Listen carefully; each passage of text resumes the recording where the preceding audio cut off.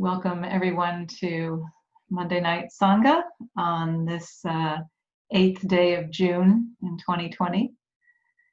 We have a lovely evening planned that will include our sitting meditation. I know that there's some new faces here, so I'll say a few words about how we practice specifically our sitting meditation. We'll have a period of walking meditation and then a second sitting meditation.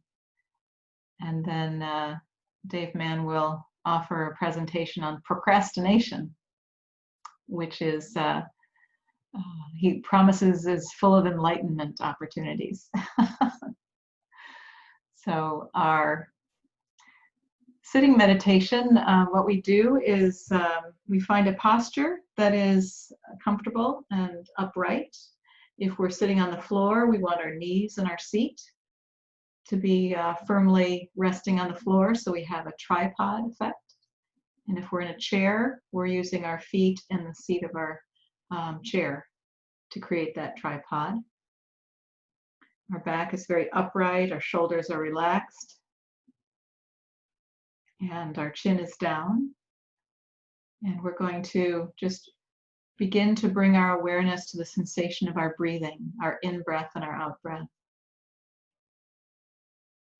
And if you're finding that your head is a little scattered with thoughts, you may want to bring your awareness down into your belly for your breathing.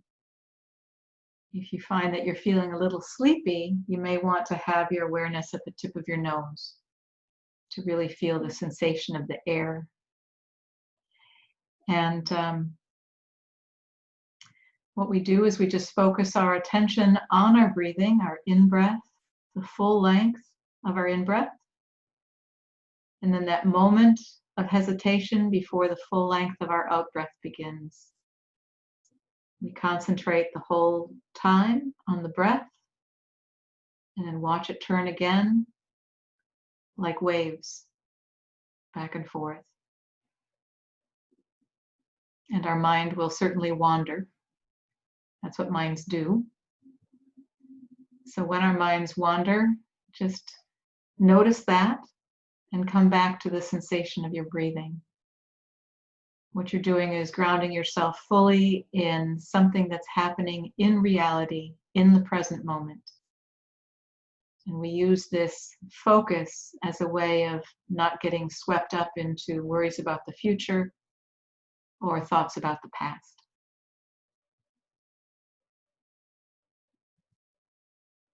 You might put a smile on your lips because this is a happy moment to be able to sit in peace in the full awareness of our breathing. I'll go ahead and invite 3 sounds of the bell.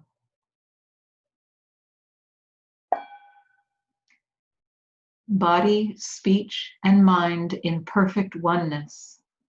I send my heart along with the sound of the bell. May the hearers awaken from forgetfulness and transcend all anxiety and sorrow.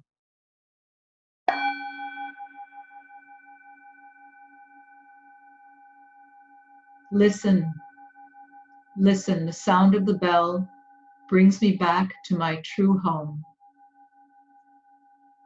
Present moment, wonderful moment. Present moment, only moment.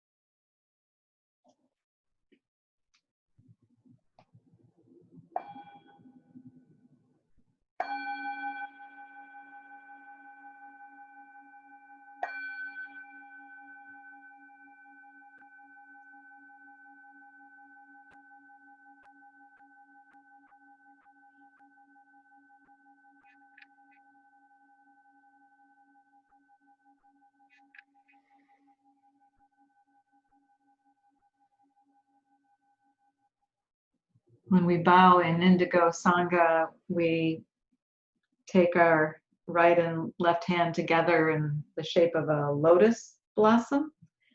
And the symbology is joining our mind and body in our heart. And as we bow, we might want to say a little poem or a gatha to our fellow practitioners of mindfulness. A lotus for you, a Buddha to be, because it's a way of acknowledging that all of us have an opportunity to be enlightened. And there's no requirement to bow, but one of the things you're invited to do is, as you bow, notice how you feel inside. If it feels a little silly, or it feels comfortable, or if you have a judgment about it in your head, just notice. That's what mindfulness practice is, noticing what's going on for us. Now we're going to practice walking meditation. And our walking meditation is similar to our sitting meditation in that we are going to be very aware of our what's happening in the present moment. We're going to take most of our attention and put it in the sensation of our feet on the earth as we walk. And we'll leave a little part of our awareness on the sensation of our breathing. So we can breathe in and step, and breathe out and step. So it's a very slow walk. And clearly we're not going anywhere when we practice walking meditation. This is a practice of aimlessness. So you might want to notice that you have a habit energy of a destination, and you can let that go. And just come back to the sensation of walking and breathing. And again, if you'd like a little poem to help you on the way, you can, with your in-breath, say, "I've arrived." With your out-breath, say, "I am home." And if for any reason walking is difficult for you, especially slow walking, you can just enjoy this as a period of continued sitting meditation. So I'm going to have several sounds of the bell here. On the first sound of the bell, we'll stand up. You might want to just look around now and notice where you'll have room to walk. Kind of notice if there's a place you can take 8 or 10 steps. So on the first sound of the bell, we'll rise. On the second sound of the bell, we'll bow to one another. And on the third sound of the bell, we'll begin walking.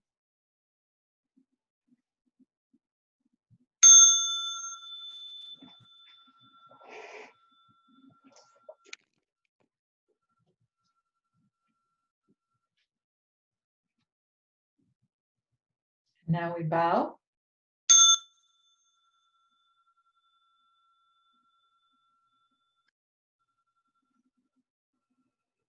And enjoy your walking.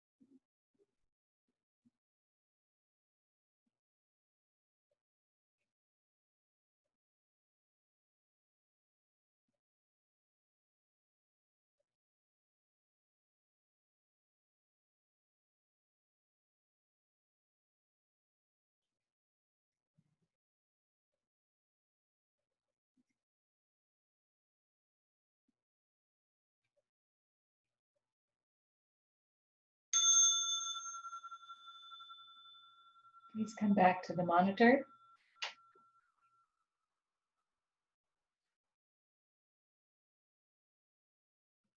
And then on the final sound of the bell, we'll bow and take our seats.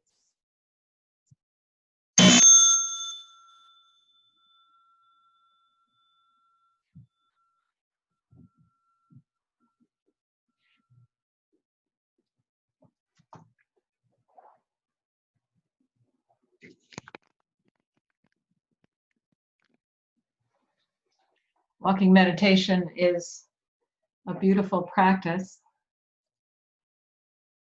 because we can do it anywhere.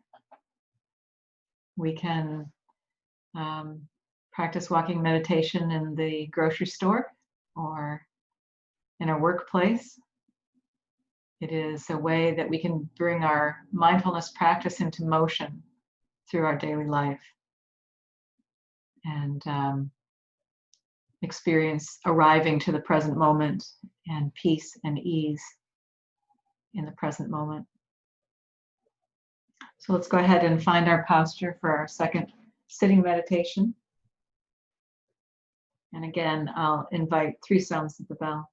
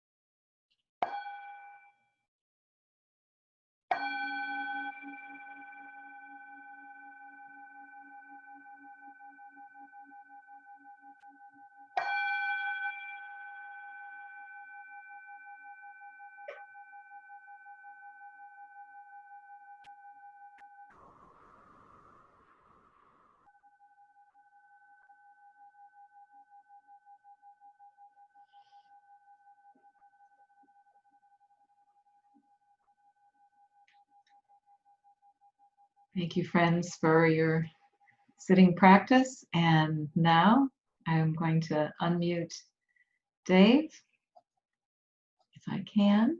I think you're going to have to unmute yourself there, Dave. And we'll enjoy the talk. Good evening. Procrastination. How did I arrive at that topic? Well, 6-8 weeks ago, Heather asked several of us to give a Dharma presentation. And I said, sure. And then I said to myself, I should think about this. And then last Monday night at dinner, right before Sangha, she said, what's your talk on? And I said, to be announced. And that's pretty much how I came up with it. And we know that procrastination is putting off, something that you need to do, and we can all define what need is, and we will a little later. But I want to expand the concept a little bit tonight. I won't devote a lot of time to it, but I want to expand it to putting off, being unaware that you're procrastinating, that there's an activity that needs attention and you're not doing it.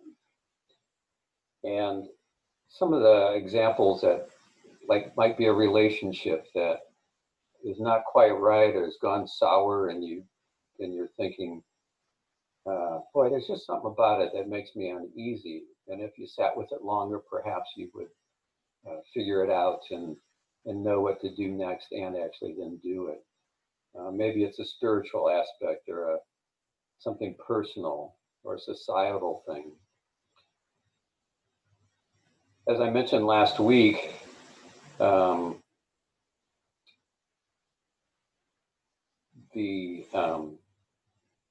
daughter called us and said, Corey and I, or my son-in-law, we're protesting, and I want you to know that we're trying to do it as safe as we can, and that she's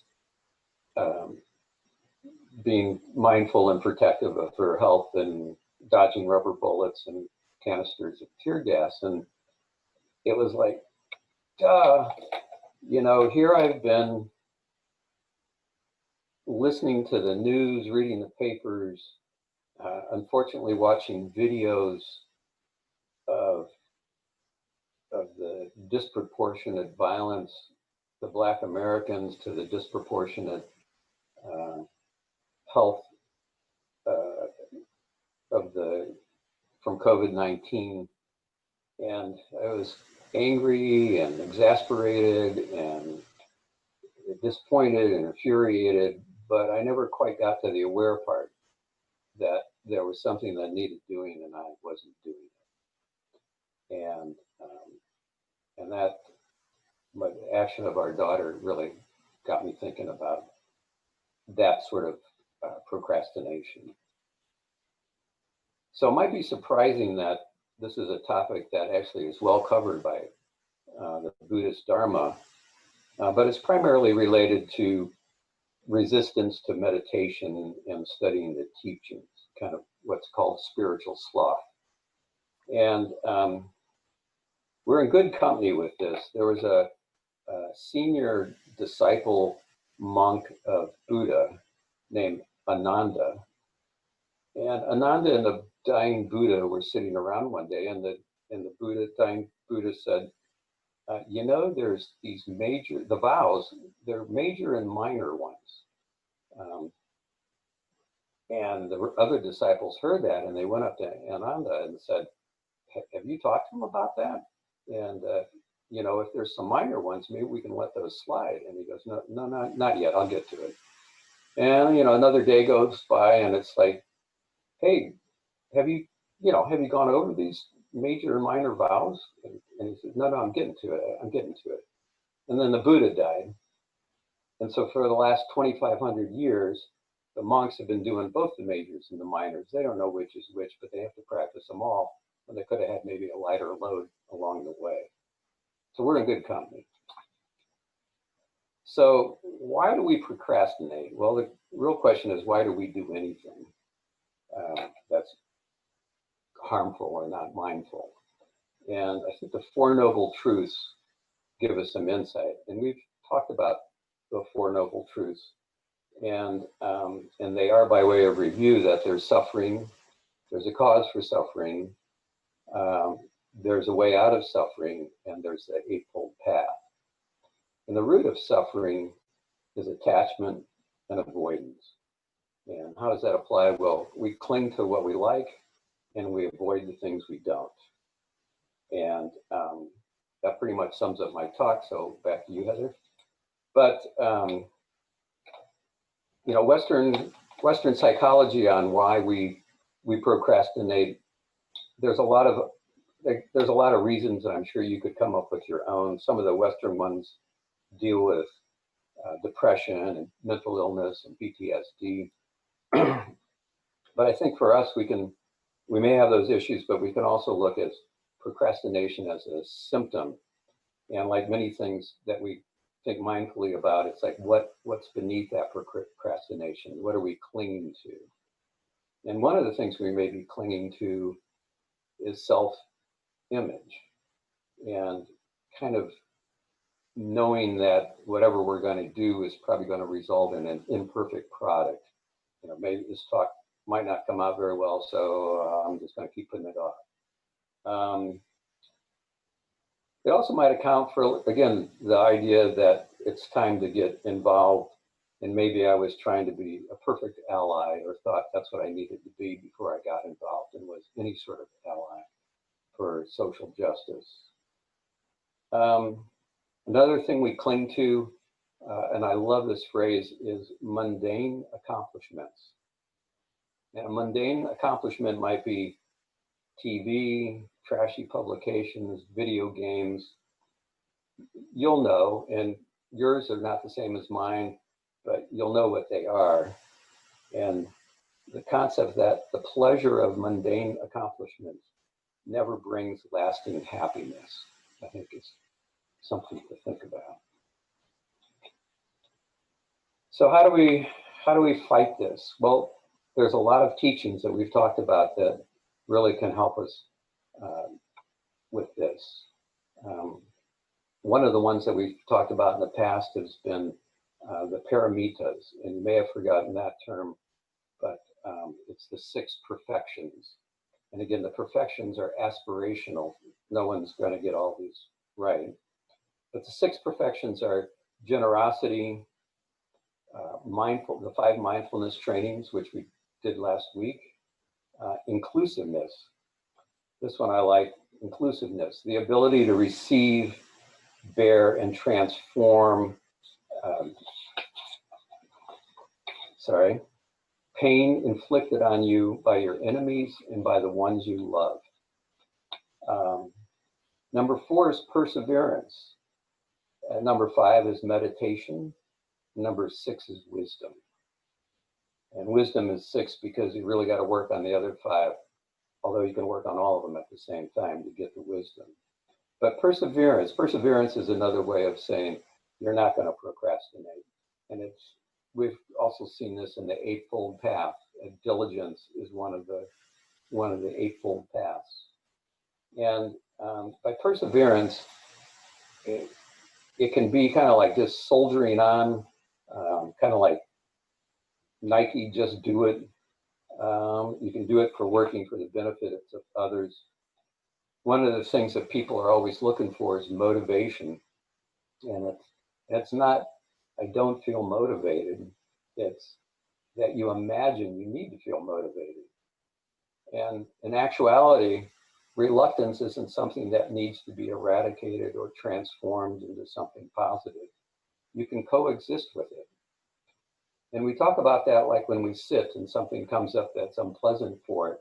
You don't push it away. You might let it sit next to you and acknowledge it and give it some space and maybe move on. And there's a story of a monk who was speaking on the challenges of establishing a practice of meditation. And he said, Well, you might as well bring two cushions, one for you and one for your resistance, because it will accompany you a lot of the time. So another thing that motivates us, and I think it was true for me, is, to forget yourself and think of others. And there's a possibility of this talk maybe relieving suffering or giving you ideas on how to relieve suffering. And it gave me joy to think about that. Another common theme in the teachings is the concept of impermanence. And we've talked about the 5 remembrances. And a lot of challenge with these. But I am by nature to grow old. Number 2, I am by nature to have ill health. I am by nature to die. All that is dear to me and everyone I love are of the nature to change. And my actions are my only true belongings. And it's kind of like the ultimate impermanence is death. And if that doesn't get you off your butt, I really don't know what will. But to put that a little bit lighter, there's a Zen koan that says, death may come tomorrow, relax. And I think what it's saying is prioritize what you need to do and what you've been procrastinating about. You don't need to run around like a chicken with your head cut off, worrying about that you're dying tomorrow. I think mindfulness is really, again, something that we all work on. That's what we're here for. And it's, if you can say, I was procrastinating, it's often passive, like you're doing it and you don't know you're doing it, kind of like you're meditating and thoughts jump in your brain, you have a monkey mind, you can't let go of, or you can't concentrate on your breathing because something pops in. It's often passive, but once you say, I was procrastinating, you now have a choice. Just like if anger comes up, you have a choice what you're going to do with that. I will continue to procrastinate, I will continue to be angry, or I will not continue. And it's that choice, that ability to cultivate, to begin again. And that's really today, when you were meditating, maybe I was the only one, but your mind went somewhere else. And the mindfulness part was that you were determined to begin again and follow your breath. And it's like a muscle, it gets stronger and stronger each time you begin again. So what else gets in our way? Well, we've looked at this too. There's the 5 hindrances. These are things that get in our way, and we've talked about them, but I'll review them. The first one is sensual desire. And I know the last time that came up, some of us went to sex, but it includes any of the senses that are, it could be fashion, it could be touch, it could be eating, just sensual desire. Another one is anger or ill will. The third is sloth or torpor. I love that word. Restlessness and remorse and doubt.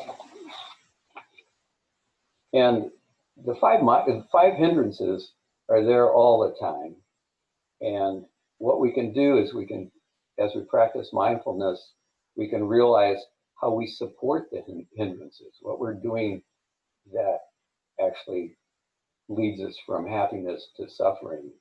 And with that insight, we can learn how to dismantle those hindrances and give them less energy. So sloth is the one that's associated with procrastination. And it's really a thing of omission, like an omission of performance, an omission of perseverance.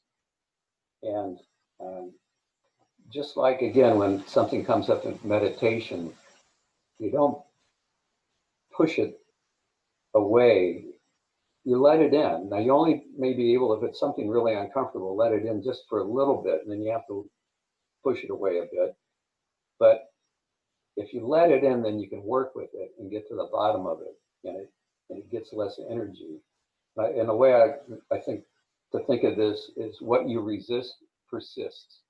So if you keep resisting something that always comes up, it's going to keep coming up. But maybe if you spend some time with it, it may not ever go away. There may be some trauma, something that is going to be there lifelong, but the energy behind it and how it makes you react to those around you or to yourself may lessen.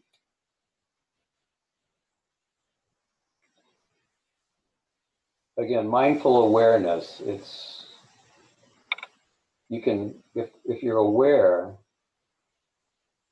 you can better understand when and why we're motivated to procrastinate.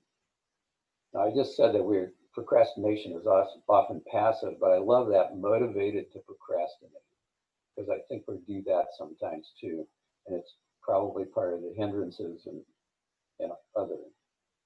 But the idea with the awareness is to figure out what's underneath that procrastination. Is it fear? Is it boredom? Is it frustration? Maybe it's a stronger emotion. Maybe it's subtle and transient. But you want to continue to bring it to awareness so that you can do something different rather than a habitual coping response, which may be avoidance. And again, like our emotions that come up, we're not trying to cure them. We're not. Some things just aren't going to go away, but we can care for them. So, caring and not curing is another concept. And mindfulness, again, is more than awareness. It's the non-judgmental acceptance of our emotions and thoughts. And that one's a really challenging one for us. And one of the things that I'd like to, that we all should do is get rid of like bad and good, and think of maybe mindful and unmindful, skillful, unskillful, delusional, and well, you got it. There's just other ways to think of it that have less judgment attached to them, but still point out that one brings you towards happiness and one takes you away from happiness. And the more acceptance that you are of yourself, and the less judgmental, then you'll have the courage to not procrastinate and just step into whatever it is that needs doing. Because even if you make an error and there's some inadequacy or feeling of inadequacy or embarrassment, you know that you're not going to judge yourself that hard, and so you're going to go ahead and do it.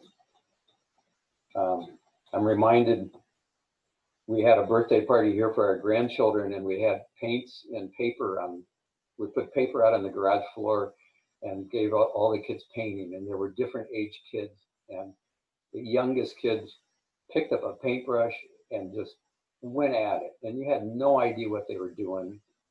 I don't know if they were trying to make something, but they were having fun. And the older the kid got, the more structured it got, and then it actually got to where there was some criticism of what they were doing. And I heard an artist once talk about the problem with adults is they never start because they're already convinced that the outcome won't be perfect, and they don't give themselves the non-judgmental, just to paint, have fun, dance like nobody's watching. So the non-judgmental part. So in conclusion, if you cannot remember any of my talk, the Four Noble Truths, the Five Hindrances, the Six Perfections, the Eightfold Path, maybe give some time to any of those projects that you're unaware that you're procrastinating on. And how we would do that is through mindfulness, is to really, when you have a thought about something, whether it's in the news or in a relationship that brings up an emotion, is to lean into it and try to understand that emotion and then where maybe that one came from. And then the other part of mindfulness is to, what am I doing now? I mean, I'm giving looking up some stuff on the web about the 5 hindrances, and then I get to something about monks, and the next thing you know, I'm in Afghanistan looking at bunnies or something. It's like, how did I get there? And an hour's gone by. But it was very entertaining, but it wasn't, if I had ever stopped and thought, what was I doing? Maybe I would have made a different choice. And the other thing to do is revisit beginning again. As you're being compassionate and you get off track, begin again and begin again and give it another try. So thank you.